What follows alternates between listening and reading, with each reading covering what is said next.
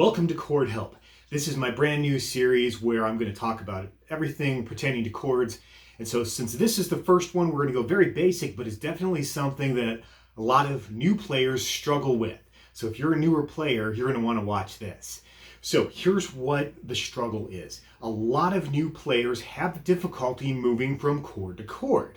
And when you first start learning, this is definitely a problem. It can be very frustrating because your songs sound like this.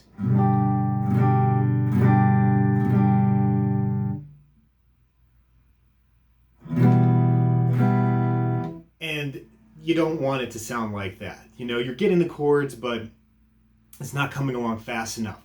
So I'm going to show you a few different ways you can approach practicing to try to get those chords to move fluidly from one to the next. So the first thing you want to do, and this will seem obvious, is to get the chord that you need work moving to.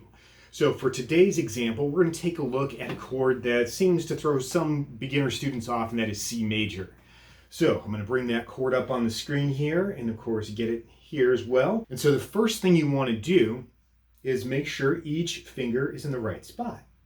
And when you first learn chords, you look at a chord chart like the one we have on the screen, and then strum the chord.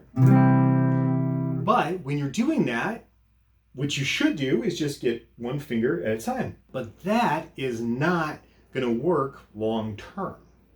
So here's what you want to do next. Once you have that chord, you want to take time to memorize it. And so you want to look at your hand and think, okay, and this might sound tedious, but it definitely works. You want to think, okay, my first finger is on string 2 at the first fret.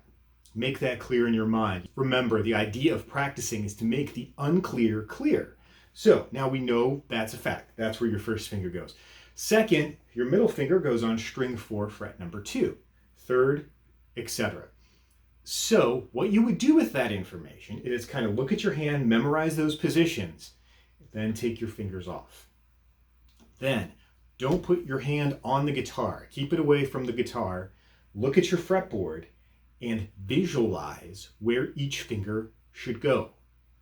So you see where your first finger is, your second finger, your third finger.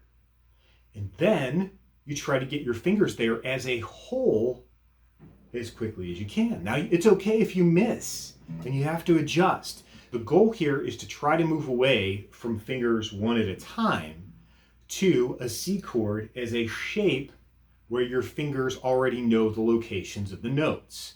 And that does take some time, but with this visualization idea, it definitely helps speed up the process.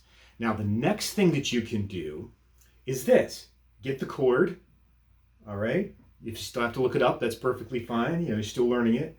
And then, with your hand close by, take the fingers off, put them back down in the same spot, and just repeat that over and over again. But the key to it, again, is not one at a time, but as a whole, getting that whole chord to go down together. And then you would want to test that. You know, okay, let's go from a G to a C. So we have G,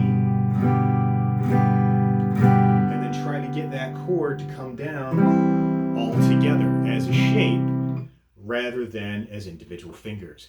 Just doing that will help you move from chord to chord. Now, sometimes you won't need to go through all of that just to get a chord, but every once in a while, a chord's going to trip you up, and just going through that process is going to help you out a lot. And even though it might seem a little tedious at times, it doesn't actually take a whole lot of time to go through that process. And before you know it, you're able to learn chords more quickly. All right, so if you enjoyed this video, do give me a like, and don't forget to come over to themissingmethod.com. I have books on chords that you can check out there and a whole lot more.